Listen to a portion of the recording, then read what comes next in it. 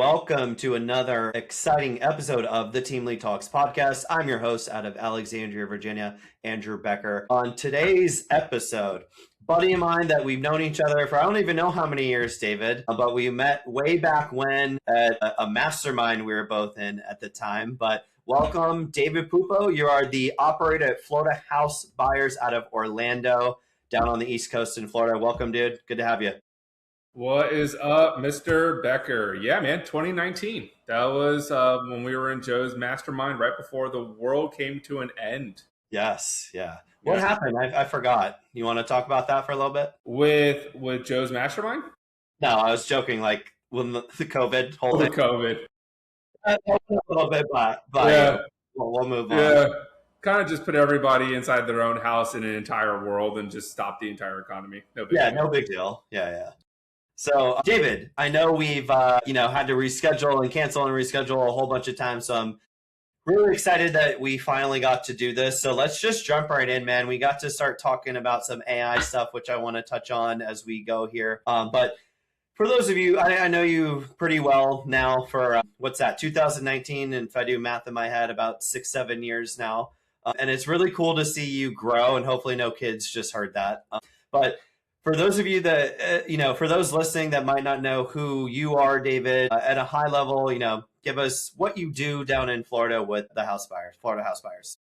Yeah, absolutely. So I entered real estate in 2016, was just coming off of my first and only hopeful corporate job out of college. I was somebody that used to help recruit engineers. I was like a headhunter. Okay. And I just realized how much I hated working for somebody else. Really is just the easiest way to put it. Yeah. And so I jumped into real estate through what I call the carnival, the new edition of the carnival, right? The circus comes into town for 3 days. But now what we have here is when like wholesale coaches come through, pitch you financial freedom, get you to sign up for a crazy $10,000, $15,000 course. Yeah. You're out on a bill and you're like, what the hell just happened, right? So that actually happened to me. It wasn't nearly to 10 to 15,000, but I got sold a coaching program, which I did not know was wholesaling. I thought it was going to be flipping houses. And so we started doing the wholesaling stuff as I was a full-time real estate, when I was a full-time corporate guy, and I lost out on a big deal because I was starting to do marketing, was following this course. Yeah. And I could never pick up the phone. I was always doing the recruiting, right? I had to call engineers nationwide. And so sometimes I'd be calling them as early as 8 a.m., 9 a.m. And sometimes I'd be having to call people on, the West Coast time. So I'd be having to be at the office or still making calls 7 p.m., 8 p.m. So It was a pain in the butt. Yeah. So I did this wholesaling course and I lost out on like a $20,000 deal. I locked up my first ever deal, but I could never take calls to disposition the property when I was trying to wholesale it. Wow. And I just had the revelation that because I was like, wow, I just missed out on $20,000 at that time. That was like a third of my salary. Yeah. Right. So I'm thinking to myself, if I just get a couple of these deals done, I will be able to then make more what I did in that, which I didn't actually my first year. But I was able to hit the ground running. I went to a brokerage that was still selling a whole bunch of, at this time, foreclosures, short sales, all those kind of properties that were still low-hanging fruit. Right. And, those were small hits, like $3,000, $4,000, $5,000 assignment fees. Mm-hmm. And, I was able to do really well with that brokerage and then went off on my own. And I went from wholesaling. I've done flipping. Wholesaling has always been a really big one, right? I call wholesalers like myself for the longest time, we're the addicts in real estate, right? Yeah. We always can get a 30-day hit, I call it, right? The dopamine hit of cashing checks for 30 days, right? So we're the addicts for sure. And so what happens there is when I'm flipping, when I'm scaling, when I'm trying to do anything, wholesaling was always part of it. But as of last year, I made a really big pivot into actually affordable housing. There was a really, really big problem that we noticed after COVID here in Florida. Okay. Obviously, a whole bunch of people from the Midwest, Northeast. Virginia was a very big state for us. So was New Jersey, New York, Chicago, California. Everybody moved here to Florida, or a lot of people moved to Florida. It obviously inflated prices. We also got hit, like there was just like a perfect storm that happened, right? All of these people move here, prices go up like crazy. Then we get hit by back-to-back years of hurricanes, right? Mm-hmm. The West Coast got hit and a little bit of the East Coast got hit enough where all these people who moved in state were like, F this, I don't want to deal with hurricanes. And so they leave, right? Because most of their houses got flooded. Yeah. But it now set up such a high new floor and ceiling that the normal Floridian could not afford it anymore. You know, what I always say is that, you know, prices went up, insurance went up, taxes went up. You know what didn't go up? Salaries. Yeah. Yeah. So the person that could buy a $250,000, $300,000 house pre-COVID, that house was now $450,000. Yeah. And they can't afford it. Not to mention, David, interest rates went up, making it even harder to afford an even more expensive house that was the same years prior, you know, 100, 200K cheaper. Exactly. Okay. That's exactly so what happened. You saw this big shift. This happened in Florida right in front of your eyes. And you mentioned you did wholesaling, you did flipping, a bunch of other different, you know, stuff that we normally talk about on this show. But then you saw an opportunity in affordable housing. Can you explain, like, what does that mean? And, you know, walk us through that. Yeah, absolutely. What we made a move into was developing the land to place out double wides. So these higher value manufactured housing, we go find individual lots that either had old mobile homes or just raw land as God made, and we develop it, and then we place out these brand new double wide manufactured homes, and we're able to hit those kind of price points. The 230 to 280, obviously that puts 250 right in the middle of what affordability can still happen for a lot of these people. Okay. So are you still, just out of curiosity, you still running and operating your standard like wholesaling flipping business as well? Or did you make a complete 180 shift into this, let's just find land or land with houses that need to be bulldozed down to then do these double wide manufactured homes? Complete pivot, man. Complete pivot. This was the thing about wholesaling, and like there's part of me that like sometimes regrets it, and there's some parts of me that don't. The parts of me that don't regret it is that if I hadn't given this the knowledge, the education, the experience, the action that was needed, I probably would never gone through the other side. Because wholesaling, once again, it is always there. It can, hey man, just go get that property under contract and sell for $10,000 higher. Like it's such a great model for so many new people to jump into. And believe me, I do not dog the wholesaler. I understand it. It is a great revenue source. If I lost everything, I know I can go wholesale properties. No problem. I know marketing and I know sales. I know those two things very well, especially in real estate. But to give this manufactured housing like the attention it needed, I knew new skill sets were needed. This is not flipping houses. And I can assure you, after going through it, it is not like a flipping a house at all. This isn't wholesaling. This isn't rentals. Hell, it's not even subdividing land. The new construction world with permitting, applications, development, and then actually putting in and assembling the manufactured house and finishing it all up for jurisdictional approval, then to sell it, it's a way different animal. David, so I know you were like really successful with the former business operation, like strategy and plan, wholesaling, flipping, that kind of stuff. What was the real shift? Was this like a passion thing that something happened at some point, or like why give up such a successful like operation to do like you said, like a complete 180 and have to learn all this new stuff? Like what was the core decision behind all of that? Yeah.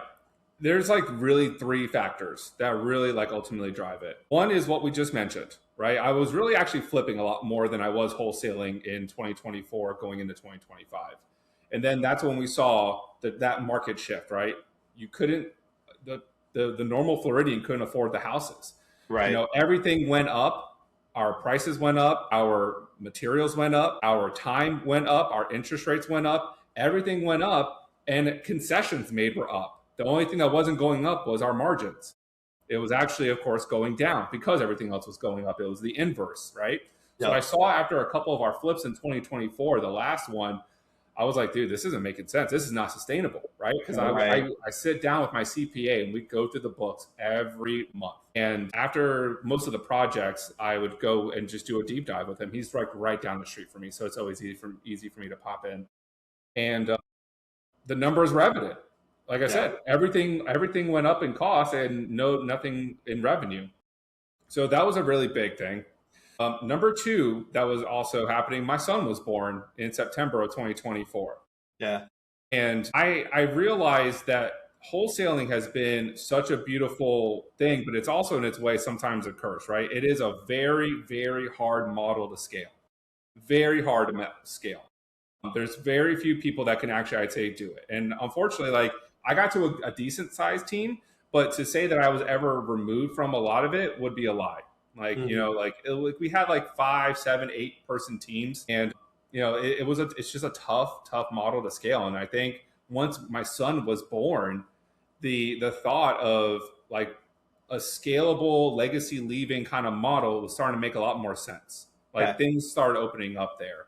And then the third is I was introduced to this model of the affordable housing by two different people inside of like 2 months. And one of them was here in Orlando and somebody else was in South Carolina. And I asked them, hey, walk me through, because I like operations. I like looking through steps. I like seeing the consistencies of something. Yeah. And when I was walked through something, I was like, okay, I think I see the value. And then I started walking the manufactured homes, right? Because like when my first notion was with the mobile homes or the manufactured homes was freaking 8 Mile with Eminem, right? Go into 8 Mile, the trailer park where it looks like a single wide that like if you push somebody into, it might fall over, right? That was Right. always my notion of mobile homes. And then I started walking the manufactured homes that we're putting out today. They meet category 3 storms. Like that's over 100 miles an hour wind. And like they come out nice, man. Like you guys follow me and see some of the reels. But like I put out the floor plans that we're doing right now. These models are coming out nice, and to the point where I started seeing like I would sell this product at $500,000 if it wasn't called a manufacturer. Okay. Yeah, dude, I obviously follow you. And it is kind of like the mindset of like you mention that word manufactured home and you go to 8 Mile and you're like trailer park probably needs to get torn down type of, connotation there, I Yeah, suppose. But your stuff is cool. Like there's been this new wave and transition from what we think about manufactured homes to what they are today, and it's completely night and day. It's yeah, completely different, and they're like really interesting and cool. Kind of reminds me of along the same lines of like the mini house or whatever, they're like tiny homes kind of yeah. approach. Like, yeah, they're tiny, but they're really like Airbnb esque, like really interesting and really cool. So that's awesome to hear. I just want to go back real quick to your third reason. Would you attribute that or connect that to like fate? Hearing that from like two different people, is that what you meant by that? Yeah, I would say that like it just became such a like when it was introduced, it entered my mind and it wasn't leaving, right? Like and then somebody, like I said, one person introduced it to me and then another person. I was like, all right, And you think that has is to this be in like the something's happening for a reason right now, like right, right? And along those so lines? coming back to it after the paternity leave, like I'm seeing what we're about to do. We're all scratching our head with what we want to do with the flipping, and I was like, this is gonna hurt. And listen, I don't condone this if you don't understand that it took a long time. Like a year doesn't sound like a long time, but it's a long time, right? Like to learn and go through those trials and tribulations, it took a long time. Was this cold turkey long time like gonna hurt Yeah. me that way, or you just like so you flipped your last flip and said next exit strategy we're gonna acquire, we're gonna learn a manufactured home model, and we're gonna go sell it, and that whole process from like okay we're done with flipping to that literally took 12 months for you to do. Yeah. Wow. Yeah. Okay. Well, I love teaching a lot on this podcast. So, can you give us like a high level? you just told us you took about 12 months to learn something. So if I'm, where I am, want to get into manufactured homes, like walk us through what that looked like. What's your daily life look like on a single deal? Can you walk us through? Yeah, it's pretty much broken down into like 7 phases. You have anything from like your market research. So like that was also like just like anything else, right? When you're jumping into anything with real estate, it's understanding where are you looking for those opportunities, right? Dumb Like question sure. before, I didn't mean to cut you off, but like, are you putting manufactured homes and I think you're getting to this, but I'm just super curious, in like a normal cookie cutter type of neighborhood with No, houses that are established, or is there like a subset of neighborhoods that you're about to tell us about? yeah, it's subsets. Okay. But that all might be changing. Okay. There is a bill going through right now. I think it's HB 503. And I've been talking to a lot of people about it, and that might change. So I Where would say, yeah, manufactured home anywhere? where you could put it anywhere because it still meets all when we retire title, because the way that a manufactured home happens, right? When it comes out of the manufactured facility, it is registered as like a DMV title. It is not a house. Yeah, it is registered with the DMV. What we have to do is go retire the title with the DMV and then retire it to the land. And that is how it meets finance. Okay, just to be clear, in case Mhm. anyone has no clue what you're talking about, a manufactured home comes out of the factory, registered to the Department of Motor Vehicles as a car. Is that what you just said? Yeah. I mean, it gets this thing called an MSO, a manufactured sales order, right? You have to go register that with the DMV. And then from the DMV, you have to actually retire that DMV title. The title company usually handles this. And then that is how it becomes real property. That is how then it meets conventional FHA, VA, USDA, whatever effing loan you want. It meets all of them. But it Right. has to go through that process to do so. It will not, it does Interesting. not count. It doesn't count like that the second that it rolls up and it's put on the property. Very interesting. Okay. So let's go back Mhm. to I think step one or phase one out of the Sure. 7 that you mentioned. So you're identifying where, right? You got to see where these are selling, right? Like more times than not, in like where we've seen this, it's secondary markets.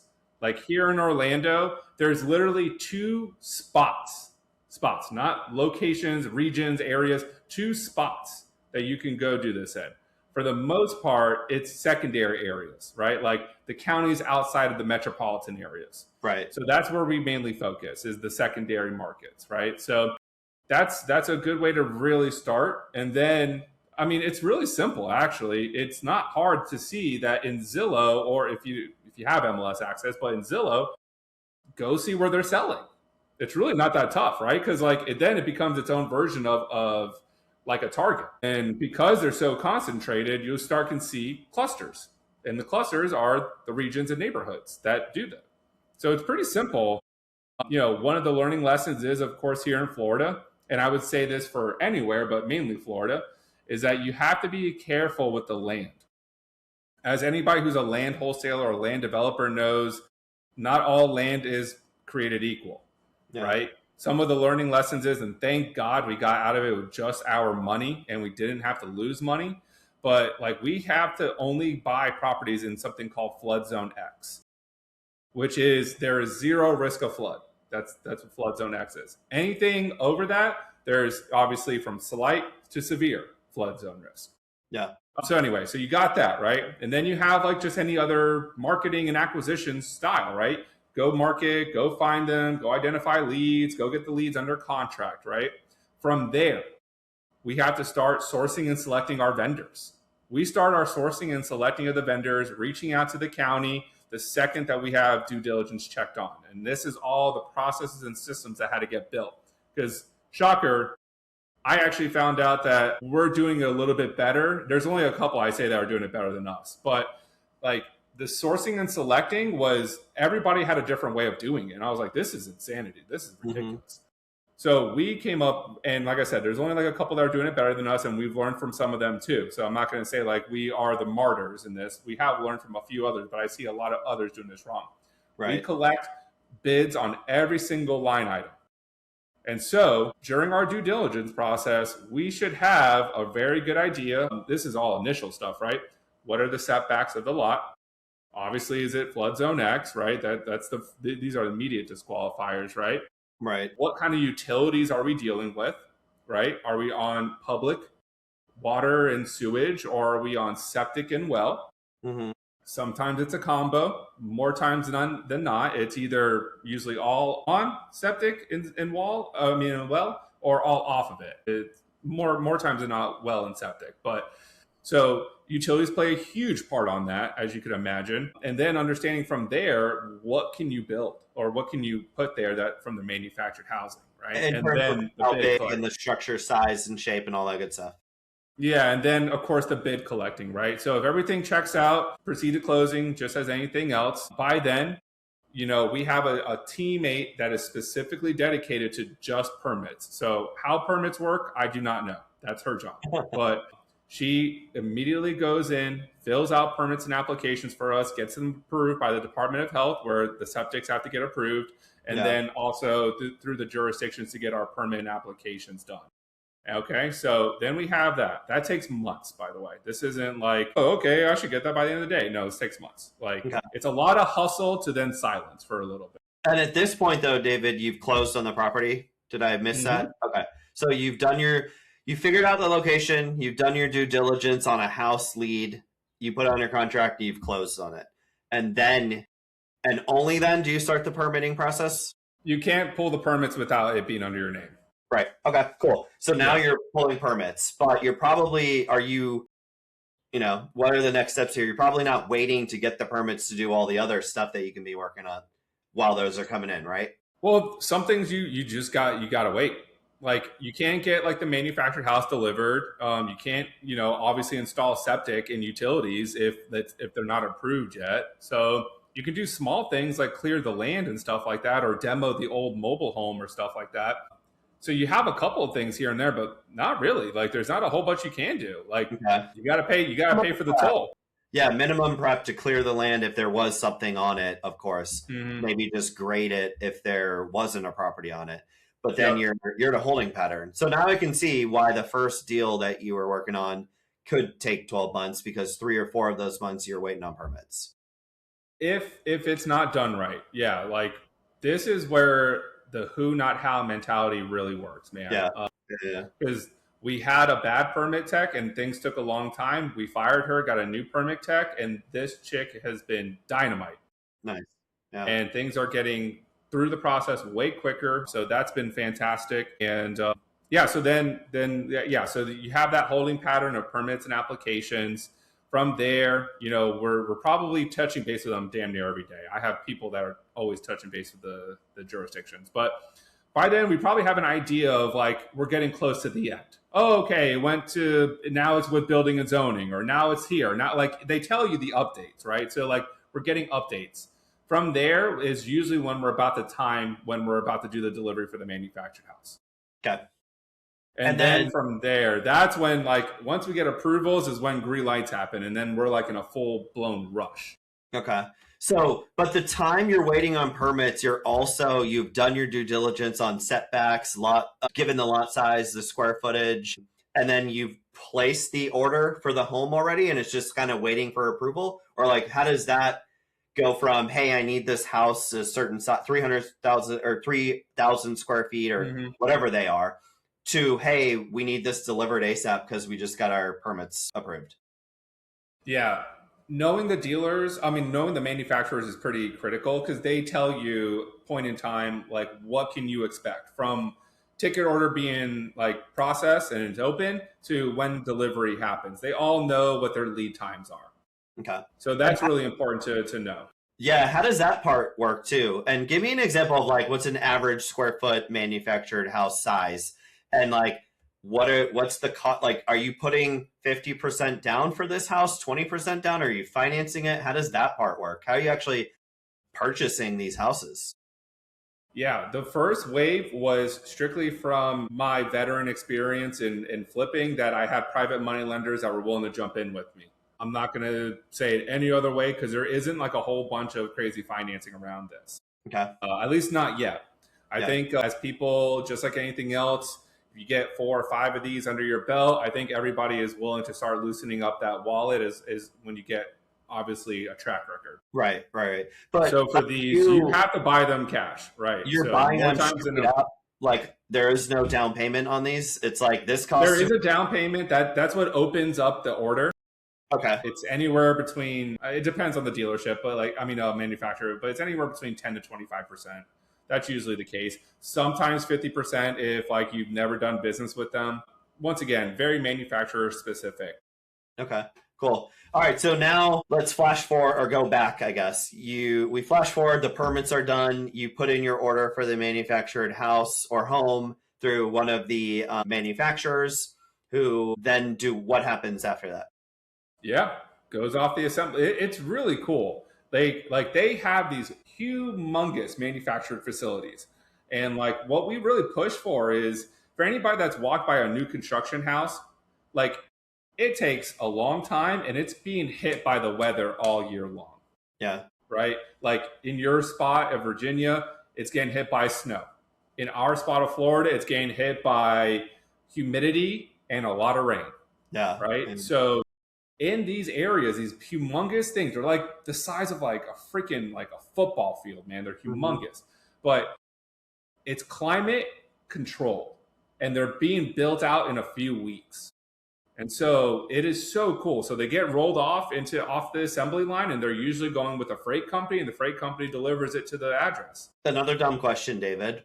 Are you, as the purchaser of this home, buying it from somewhere in Orlando, I guess, and then delivering it to somewhere in Orlando, are you responsible for the freight company getting permission? I'm assuming this is like a wide load type of an arrangement here coming down the highway. Like, what's the actual logistics of from the factory to your plot of land somewhere? Do you have to worry about that, or is that what you're paying for? Yeah, typically in the invoices they'll have like a freight charge in there, so it's on them. They of course third party outsource it to a couple of freight companies that they have contracts with, and then yeah, they just deliver it.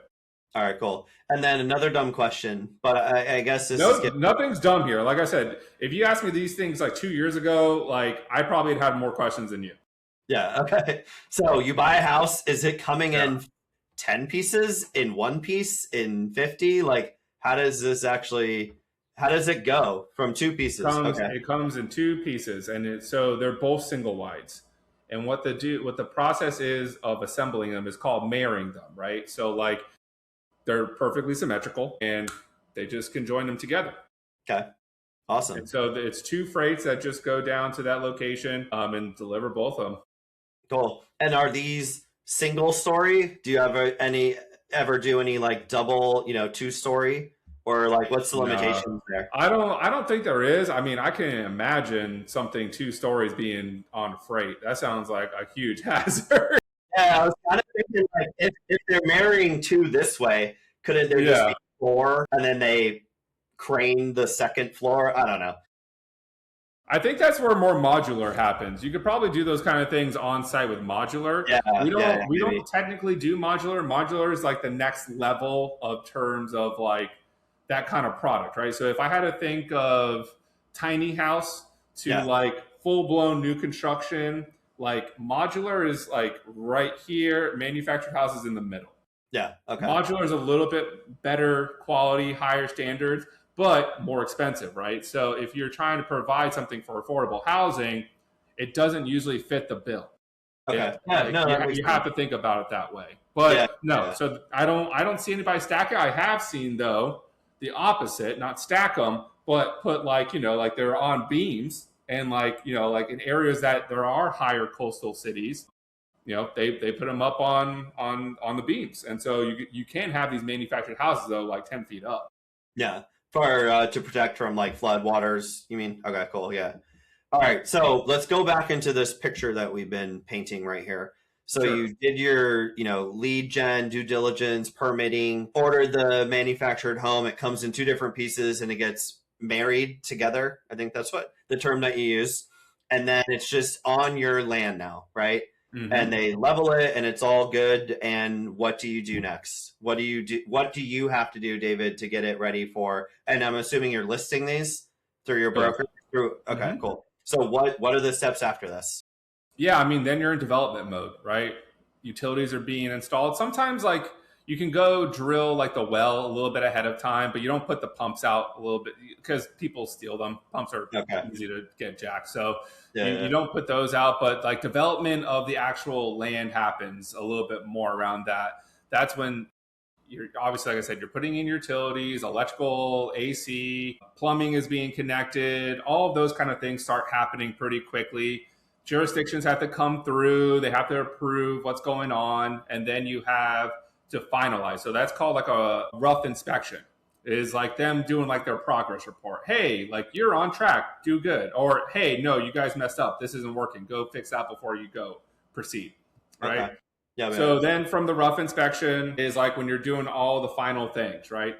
Skirting is being installed. We're doing all the trim work, making sure that's all cleaned up. And we're putting obviously like landscaping out like close to last, right? You Yeah. don't want Yeah. landscaping out there too long, especially if it's in like the winter time here in Florida between like, January and May. It's barely rain. So that sucker's going to dry up. Yeah. And then finally, then you have the final inspections. And if you pass everything with that, you go to what they call the certificate of occupancy or a CO. And that is the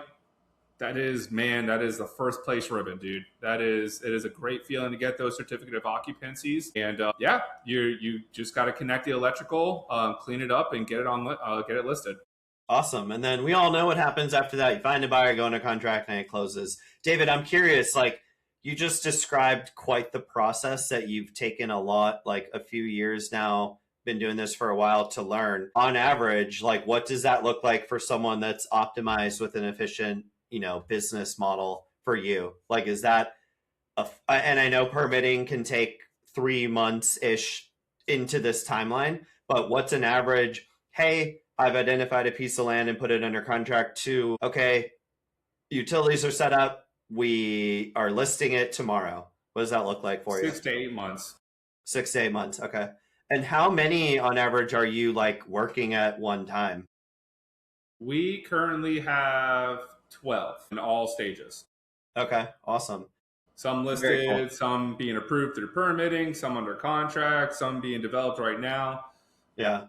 Very cool, dude. Well, David, I know we're coming to time here. This has been like a masterclass in manufactured homes. I certainly learned a lot, and I hope anyone listening out there that is trying to get into this as well took a lot away from this. A lot of like tactical action items that one could take to get into this world of buying a house and having it delivered and pieced together, and then Yeah, I mean, and as you mentioned, man, there's a lot to break down pretty quickly on it. And I would say, one of the things I'll definitely add in here is why it was so important for me to become part of a dealership too, because then I understood that background on it too. So I mean, anybody that's looking to order those manufactured homes, I had to go through the rigmarole. So I understand it. We've overpaid, we've underpaid, and underpaid then became bigger headaches on the long term. And I wanted to make sure that for the dealership stuff, I really aligned myself with people who understood it just as well as I do, if not better. Okay. And so that's what I did. And so what I like to be able to do is also extend offers when people are looking to go through this process, right? Like reach out. Like for the dealership stuff, like what I was telling these guys before I joined, I was interviewing with multiple dealers to become a part of. And I told everybody, I want this to be something where there's only a couple of models that I know that are going to be like your Toyota Camrys or Honda Accords, where why am I saying those? They're just the damn best sellers. Yeah. I know that they're going to have high quality and affordability, right? And then I thought about what the 4.2s are going to look like, the 3.2s are going to look like, the 2.2s are going to look, or there's not really too many 2.2s, 2.1s are going to be like, and just come up with a couple of very simple ones that we think are the Toyota Camrys or the Honda Accords of those classes that at the end of the day, we want high affordability and we want high quality. Yeah. Very cool. David, do you coach this? Do you help people do this kind of stuff like in Florida or anywhere else? Not yet. No, not yet. I'm sure. I'm sure the coaching stuff will come through as I'm getting more through with this, and like I'm still learning a whole bunch of this stuff myself. Sure, I'm just sure. coming through it now and feeling a lot more confident in my step with it. Yeah, What I know I could definitely help people out with, especially is if they're gonna, like I said, especially with the stuff around navigating with the dealerships and stuff like that, because right, just like a car, like you don't go directly to Ford to go buy the car more times than not, right? You go to a dealership to go right. buy that vehicle through, right? It's like the same thing in the manufactured housing. Can you go do that? Yeah, you could, but I can assure you, you're not going to get the best deal. Like Yeah, we've gone through a lot of contract negotiations with these people to be able to get really good pricing on those manufactured homes. yeah, man. Very cool. Well, David, if someone listening right now does want to take you up on that or follow you so they can see the cool stuff that you're doing, how does somebody reach out to you? How does somebody find you? Yeah, as you can imagine, the first and last name is not a common one, David Pupo. So you type that into Facebook, I'm sure I'll be one of the top 5 people that pop up. Yeah. Based in Orlando, that's pretty easy. The Instagram handles at Dollars with David. So you can find me on there. Our website is thefhb.com because our company is called Florida House Buyers. So it's thefhb.com. That's simple. And those are some pretty easy ways to reach out to me. Sweet. And those of you listening, if you look down in the description of this episode, we include all of your links so they can easily find you that much faster, David. Dude, thank you so Even much. better. Yeah, dude, this has been really fun. I love learning about, like, honestly, I think you're the first person that has, come on and talked about manufactured homes like this. So I'm being very honest. I learned a lot about that Yeah. topic that I never really knew, quite frankly, existed to that level, which is really It's cool. insane, man. I mean, now I'm down the rabbit hole with it, right? I mean, heck, that I already talked about House Bill 503, HB 503. I mean, and there's more stuff that's coming through, and this isn't only happening here in Florida. Like, as of this date of June 9th, 2026, the governor, Ron DeSantis for Florida, has now just pushed through a bill that's now going to go to vote in November for exemption of property taxes. Yeah. And of course, there's a lot. I'm not going to go through in a crazy podcast episode because it's very deep on the bill. Yeah. But the purpose of that is to help out with affordability. Yeah. And guess what? The exemptions that they're going up to is exactly at the price point I mentioned. It's $250,000, and so you're not only seeing that it's happening on a micro level, right? Like how I saw it with like flipping a few years ago, but it's getting now national attention. Like people are like, and once again, like in your spots in Virginia, I know that you guys have gone up like crazy in prices, right? Like, but some of those people that bought in the 70s and 80s that are now living on Medicare or Medicaid or Social Security or whatever they're living on, and now their property taxes have just gone through, you're kicking people out of their houses. Yeah. Yeah. Right? They can't afford it anymore. Their tax bills are now like $16,000 to $18,000 or something like that. Yeah. What the hell happens to them, right? And so once again, the House bill, of course, there's going to be a lot of ripples to it. There is no silver bullet to this kind of this situation that is affordability, but it helps. It helps out with people that have been perhaps homesteaded people that have seen their bills go up a lot, and they simply have maybe even owned something free and clear for a very long time, and now, unfortunately, just due to economic strains, they can't afford their own house anymore. Yeah. And we're seeing that. You can have a mortgage on, which is crazy. So it sounds like in the price point that HB bill is covering, you're going to be positioned quite well here. Yeah, we will. I'm not even gonna, I would love to be able to say like I saw this coming years ago. No, I was going to say, did you plan that, or is that just luck? I do. I am not a lobbyist. I do not have that kind of money to go lobby. But I just think that everybody else is saying the same thing. We all talk about it. Everybody talks about how things are crazy right now, right? Like even talking about how gas prices are crazy high because of the Iran war, right? Like, and I'm sure spots around you, like right now to this date, it's I think $4 a gallon here in Florida. Yeah, and it got up as high as $5, and grocery bills have gone up like 25% too. Like everything has just gone up. Yeah. And so when I started noticing that, I was like, what can we do? There's sometimes some crazy stuff too. And I know that we're going to be wrapping up here. We are making concessions. This is like the real crazy stuff right here. And I almost cursed, but I'm glad I held back. You can On curse one of the properties that we are selling, that we are under contract to sell, the person that we've made concessions to is buying a house for less money than what they would do if they were going to rent a new place. For like your first payment, deposit, and last month payment, they are paying less to buy this house than if they did that process for the same 3-2 in that area. That's and not, like that is how you bridge a gap. Yeah. That is when like I can like they're coming out less than $5,000 out of pocket to buy a house. Not bad. Yeah. Well, you're definitely helping down in Florida. And I didn't even ask before, are you doing this in the Orlando area or someplace different? The secondary markets in Florida, for sure, it will go outside of Florida. I don't see why not. I think this is, after the model is understood, I think this could be applied everywhere. I mean, Florida is like, I think like the second or third biggest state to do this. Texas is by far the largest, like wide margin biggest. And then like places like South Carolina, North Carolina, Alabama, Georgia, Florida, Ohio, Indiana, all have some pretty high transactions going on too. Yeah, well, very cool. Well, you're certainly helping people in need. I love that part of it as well, obviously. David, man, it's been so cool talking to you. Glad, again, you got to finally come on here and share your story. You're welcome back anytime. I know we had talked about early on getting into the AI agentic stuff and kind of ran out of time here, but you're welcome to come back for a second time around if you're open to it. And we can have a whole different kind of a conversation if you'd like. Yeah, man. With how quickly that's been developing, it'll be a completely different conversation in like 2 weeks, man. It's insane. Yeah. The absolute processing of what AI is doing right now is insane. Yeah, man. We'll save that conversation for a later date. But David, thanks again, dude. I appreciate it. Thank you, my man. Appreciate you having me on. Yep, later.